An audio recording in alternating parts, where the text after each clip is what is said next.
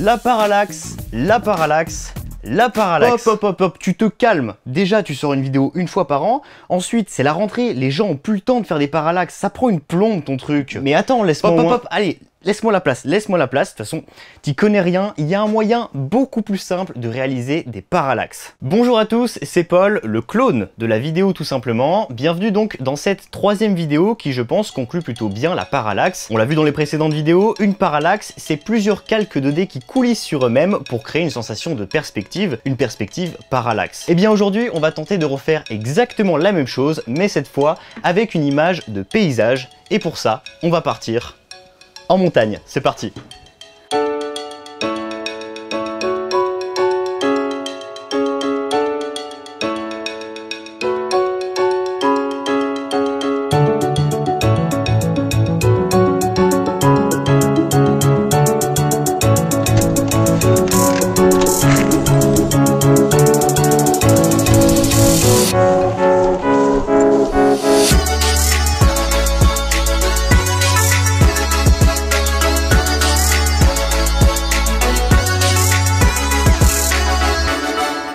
Ok, donc là on a déjà pas mal de retard, le soleil est bien monté, je suis parti un peu tard, bien trop tard, et donc peut-être une fois arrivé en haut, le soleil mettra des ombres super moches, super dures sur la montagne, du coup il faudrait qu'on y soit avant, on va accélérer un peu.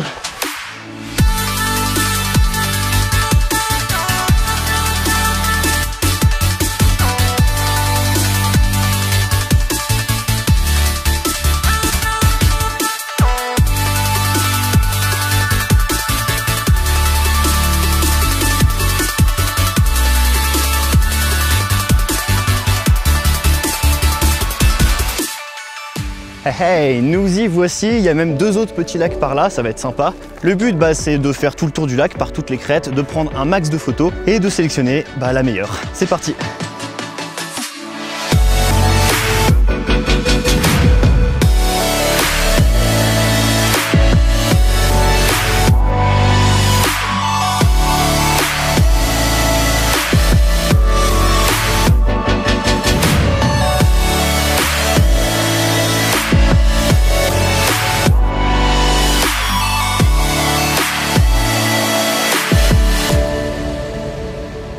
Des lacs, des rochers, jusqu'aux falaises d'un pays secret, ça fait du bien la montagne.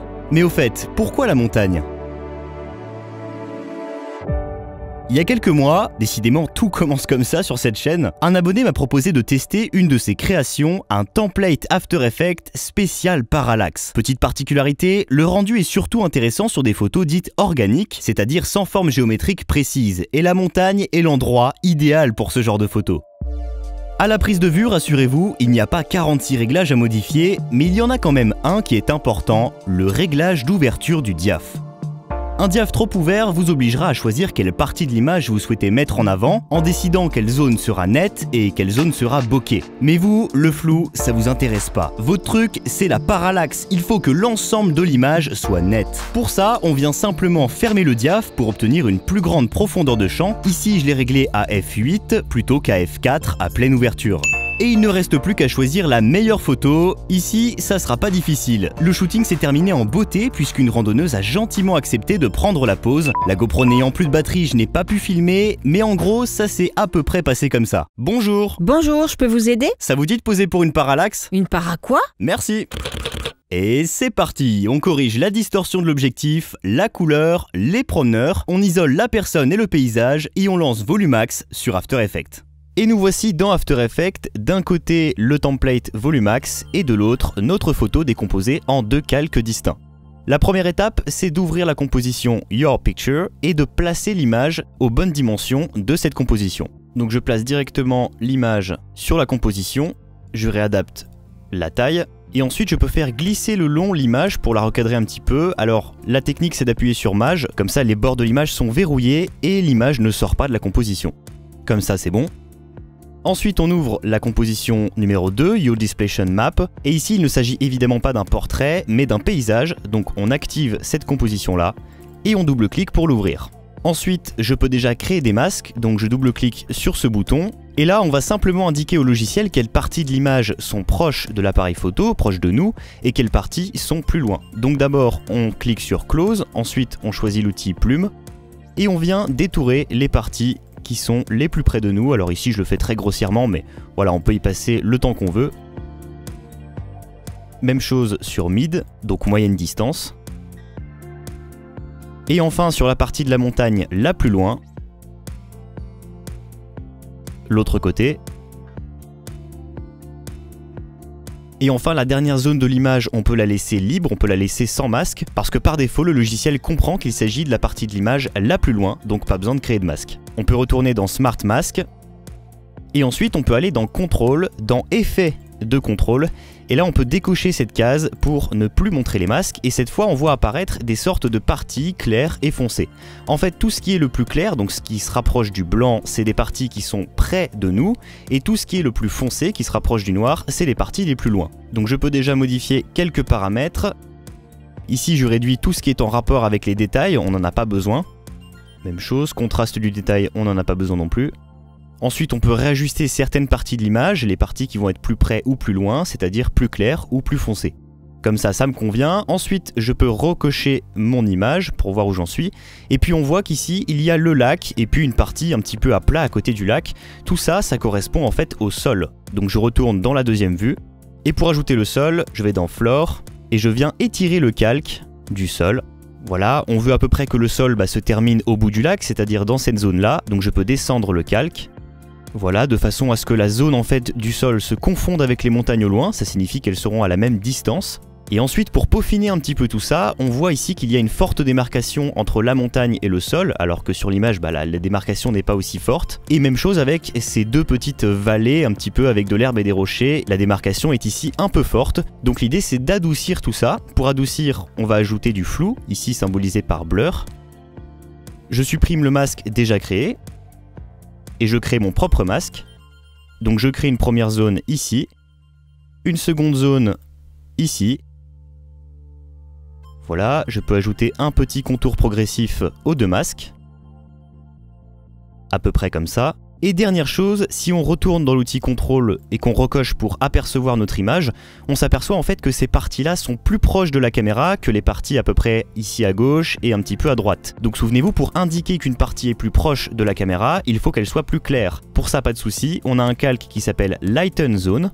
Donc on active le calque, on supprime le masque déjà créé, et on vient créer notre propre masque, ici des parties les plus proches de nous. À peu près comme ça. Même chose, je mets un petit contour progressif pour faire passer tout ça en douceur. Je peux retourner dans l'autre vue, la vue des calques, activer et désactiver la Lighten Zone. Effectivement, la zone est un petit peu plus claire, donc Volumax va comprendre que cette zone est plus près de la caméra. Et maintenant, dernière étape, la plus amusante, on retourne dans l'onglet projet, on lance la main comp, donc la composition principale. Ici, on voit un petit carré rouge, ça signifie qu'il y a un objet nul, et il suffit de déplacer cet objet nul pour voir apparaître toute la profondeur de la scène.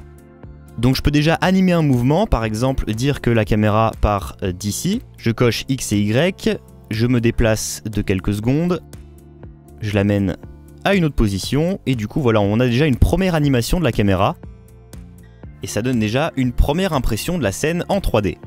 Et souvenez-vous maintenant, à cette position-là de l'image, il y avait une randonneuse, donc on peut la considérer comme un objet. Cette phrase hors contexte est affreuse. Donc on va double-cliquer sur objet 1 et placer la randonneuse ici. Ensuite, je retourne dans la composition principale, je peux cocher l'objet 1 pour que la randonneuse apparaisse, la placer un petit peu dans la composition. Et ensuite voilà, quand je regarde l'animation de la caméra, je m'aperçois que la randonneuse flotte un petit peu dans le vide. Et ça signifie qu'elle est trop près de nous, donc il faut indiquer au calque d'être plus en arrière dans la composition. Pour ça, on va dans l'onglet Effets, Close Far, donc plus on va à droite, plus la randonneuse sera loin. On peut déjà regarder si elle se déplace. Ouais, elle est un tout petit peu encore par-dessus les montagnes, on voit qu'elle se déplace plus rapidement, donc je peux dire qu'elle est encore plus loin, à peu près comme ça.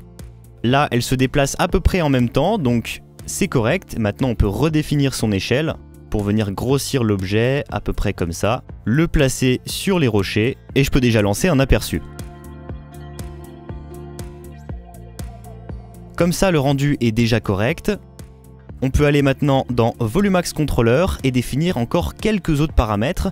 Ici, je vais par exemple diminuer un petit peu les déformations de l'image qui peuvent apparaître ici et là. Voilà. Relancer un petit peu la visualisation, c'est un peu plus propre.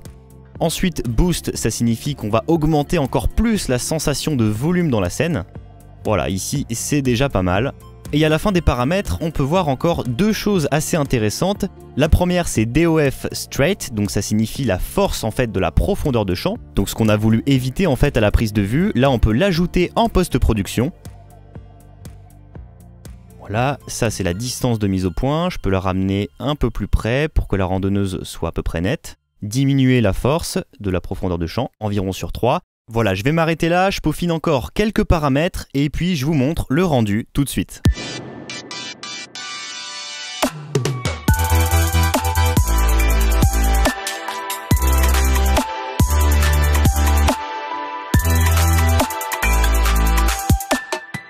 Et ce tuto touche presque à sa fin, je vous ai montré ici qu'une partie des possibilités de Volumax. Il y a aussi une fonction assez rapide pour parallaxer un visage ou en tout cas lui donner une certaine profondeur et ainsi pouvoir faire varier sa perspective.